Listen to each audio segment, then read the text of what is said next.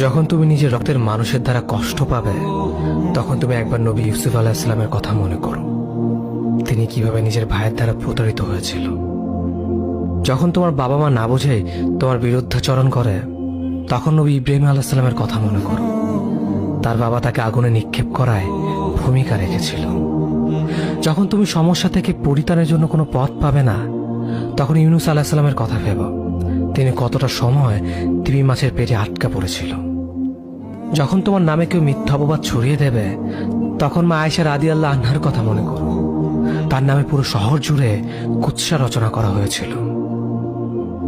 যখন তুমি অসুস্থ ব্যথার যন্ত্রণায় কাতরাতে থাকো, তখন নবী আইয়ুব আলাইহিস সালামের কথা ভেবো।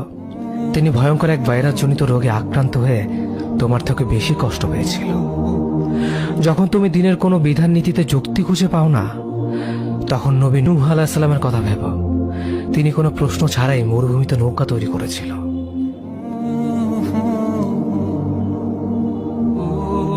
যখন তুমি আত্মীয়স্বজন, পরিবার, বন্ধু বান্ধবের কাছে হাসির পাত্রে পরিণত হও, তখন তুমি শেষ নবী হযরত মুহাম্মদ সাল্লাল্লাহু আলাইহি ওয়াসাল্লামের কথা ভেবো।